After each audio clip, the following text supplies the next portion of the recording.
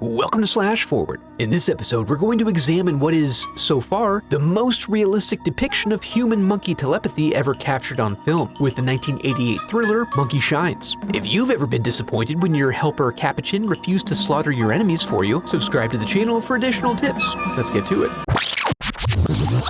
We open on a fine-looking working-class neighborhood. Allan wakes up and forgoes the pleasures of Linda's flesh in favor of hitting an early morning run. This, for him, involves loading up a knapsack with bricks, before trotting off like an absolute mad lad. He proves to be both too fast and too focused, however, as he darts away from a dog, and he and his collection of bricks are sent flying through the air. We then see him on the operating table. Oh my God, Martha, his ass is even hairier than yours. Where this cocky doucher proves to be incapable of properly repairing his damaged cord. So when we find him awake again, it's evident he's been lying to rot for some time. Despite this poor situation, we learn that Dr. John is held in high honor at the homecoming for at least saving Allan's life. After the introductory accolades, he doesn't hesitate to check in on how Linda's doing, like a true friend and ally. Then it's time for Allan's big arrival where everyone cheers for him, and then he gets to observe as they stare, slack-jawed, at his once capable body now confined forever to the chair. Hey, you throw a great party, guys. We learn that Linda's having a hard time with this as she apologizes for not visiting more often, and she proves to be entirely incapable of preparing a drink for him. So instead, she calls his lab bro, Geoffrey, to see when he plans on arriving. Turns out, he's busy with his experiments. He injects himself for fun and then gets to scraping some brain material into his boiler, the results of which are then injected into one of his Capuchin test subjects. He then tests her smartness by having her check the machine for messages, which prompts him to remember that he's late for the homecoming. He rolls up after all the guests have left, allowing for some one-on-one time between the two scholars. They bust each other's chops and catch up as Allan confides that he feels Linda's drifting from him due to the new difficulties of his daily life. Mother then comes by to cheer up her boy, regaling him with nostalgic stories from his childhood. You know, back when he could move his body. With her seemingly incapable of recognizing his needs, he goes ahead and mouths his way out of there. We then see Geoffrey in a late-night meeting with the head of his department, Burbage, who finds his research laughable but with high reward potential if he pulls off his ideas. But still, there is a need to show results in order to justify their continued activities. With his ass on the line, Geof ups the dosage and pushes his subjects to get wise quickly. Back at home, Allan attempts to acclimate himself to the new amenities of his smart home, but finds even the simplest activities to be significantly aggravating. When Geoffrey arrives for a quick visit, we all discover that the frustrations run a bit deeper than expected. At the hospital, the doctor points out to Mother that her presence is likely exacerbating things, and also that her being there didn't prevent the attempt on his life, so everyone would likely be better off as she headed back home. Some difficult but necessary truth bombs. Then Linda shows up and Geof is surprised to discover that she had no idea about Allan's troubles. She's here to enjoy Dr. John's company and for the promise of sushi, you see, and Geof makes a diagnosis of his own. You clinical cunt. That hits pretty hard. Later, we see Geof vetting a helper monkey program and jumps the line by offering tradesies. He'll supply a fresh, smart Capuchin, and all Melanie has to do is spend all of her time training it up in the ways of monkey butlery. And soon, they both arrive with one of his curious young prior test subjects. After a brief introduction, they demonstrate how Ella has been trained to complete a variety of caretaking tasks in exchange for treats, an arrangement that sours Marianne. But they still form an instant bond that brightens the general mood of the house. After a bit of fine-tuning on the training, Ella is hopping around the house and completing tasks based on a simple laser voice command system, thus rendering Marianne nearly obsolete, other than the need to occasionally provide a refill on Ella's treat container, a job she finds humiliating, which is exacerbated when Ella outsmarts her at every turn. Later, Ella puts on some tunes and the two new best friends share some face hugs, and Allan is so encouraged by this new turn of events we discover that he decides to return to school, and with every passing moment he becomes more smitten with Ella's loyalty and willingness to complete tasks for him, which is apparently his primary love language. Similarly, Melanie finds herself succumbing to one of the primary pitfalls of her chosen profession, falling in love with your service monkey customers. Later on, when Allan goes to show off some of their progress, they inadvertently discover a breakthrough. He asks Ella to phone Geoffrey for him, but she becomes confused because Geoffrey is right there. This demonstrates an above-average capacity for problem solving. Hungry for more data and progress, Geof takes Ella to grab a beer and uses the alone time to jab her in the butt with some more of his brain serum. him. She's not happy about the intrusion, but it's for her own good, and she'll get that someday. Back at the lab, we get some more setup of the tension between Geof and Burbage. Busy with his barbaric studies, we learn he has a hate boner for Geof, who reported Ella dead in order to smuggle her out. Thinking there was actually a dead monkey lying around, Burbage sure would have liked to have gotten a chance to autopsy the corpse. In response, Geof declares his intent to change the locks on his lab so he can continue his work in peace. Back at the house, tensions boil over as Allan gets pissed about Marianne failing to serve them properly. And by they, he means himself and Ella, a relationship that Marianne finds creepy. Finally hitting her breaking point, she unleashes her emotions and storms off. Then her petulant bird arrives, throwing Allan into a panic and nearly causing him to topple off the bed. We see his panic internalized by Ella, and then he insists that she get rid of the bird or so help him. You what?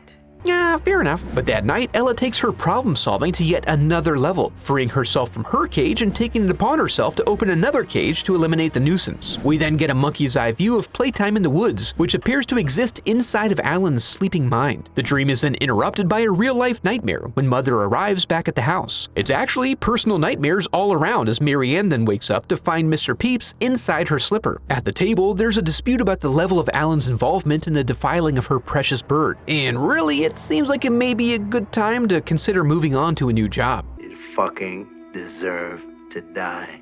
Yeah, probably. We then learn at bath time that Mom is actually here because Marianne alerted her last week to her intent to quit. But it's all good because she's selling her business and all her belongings to move in and care for Allan full time. Merry Christmas! Then Allan seems to move his hand, but he was the only one who saw it, tempering his excitement. And later that night, he continues to dream the dreams of monkeys. In the morning, he attempts to confront Ella about her evening sojourns outside the house. Geoffrey finds some clear evidence of her leavings in the attic, but claims everything to be shipshape, wanting to see how this scenario plays out for his research. Allan's sure that their minds are melded in some way and that he's seeing through her eyes, but Geof is incredulous. Later on, Allan goes in for a second opinion about his quadriplegia, and the new doctor suggests that his paralysis may be congenital and just happened to have been initiated by the truck accident. This means that they repaired the impact damage, but there's another correction to make that could result in him regaining the ability to move his body. However, the doc would want to do some additional testing first and see signs of an intentional movement by Allan. Allan and Ella are livid about this, and as Melanie tries to help him work through his anger, we see that the mindfulness may be a two-way street, as Allan is now wallowing in his primal primate instincts. Desiring to confront Dr. John about his incompetence, he's given a forwarding number by the office that he recognizes to be Linda's number. He calls to confirm and now draws the conclusion that John may have been somewhat distracted from his treatment by his own base desires. But really, they're just moisturizing. Allan's rage spurts out of his lip, and Ella drinks of the master. Then, via monkey dreams, it's insinuated that she goes to the cabin and sets the bed on fire, significantly enhancing the levels of their coital showmanship. But it was a bit too much, and Allan awakes the next morning to news of their death, information that he seemed to already be privy to. Allan now fully recognizes the impact Ella's presence is having on him, and he wants her taken away. But Geof still needs data, so he insists it couldn't have been her, and Melanie unwittingly helps him with this by demonstrating the natural animal instinct to abhor the naked flame, which coincidentally was my nickname in high school. Geof does eventually relent to at least take her in for some testing, and he discovers that Ella is smart enough now to know why she needs the serum and actively requests injections. Melanie convinces Allan to stay in her barn for a couple of days to clear his head, and he almost immediately feels his animalistic rage subsiding. But these sudden emotional shifts are confusing to him, and he ends up getting fresh with her. In response, she maybe reluctantly begins to undress, but slowly and behind him, which leaves him to sit there feeling ashamed of what he did. But all is forgiven, and soon enough she's learning the pleasures of the lips, and the monkeys cannot believe it. Later at the lab, Geof returns to find signs of espionage and discovers that almost all of his serum is now gone. So he's got some big plans for that last dose. This shit can plug you into Allan's head.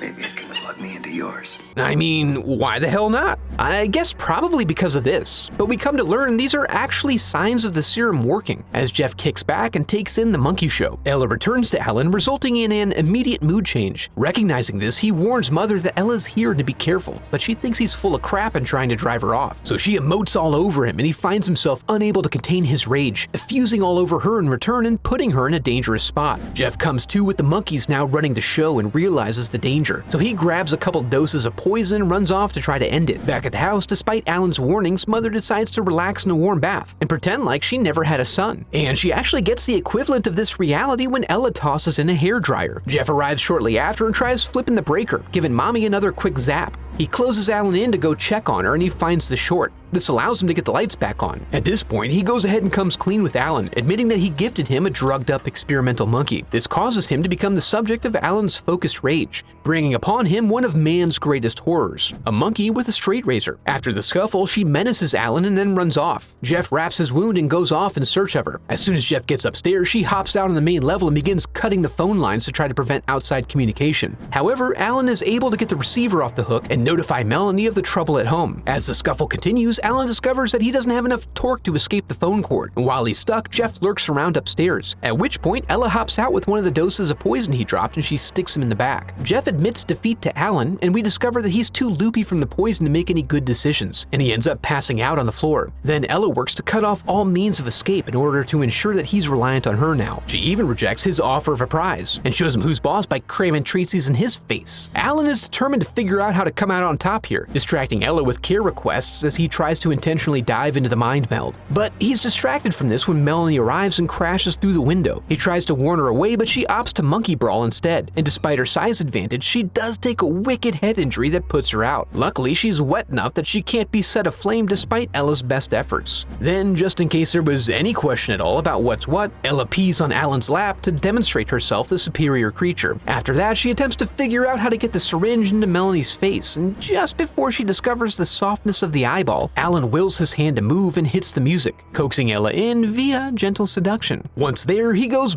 beast mode on her, ravaging her something fierce and ensuring she never invades his brain again. And then, after a brief nightmare-inducing spinal surgery, Allan's all good. We find him leaving the hospital on his feet with Melanie, now comforted in the possibility of demonstrating to her the pleasure of the hips. I have a website set up where you can support the channel through donations or merch. I'd like to take a moment to give a huge thanks to my donors memorialized in the Hall of Headshots.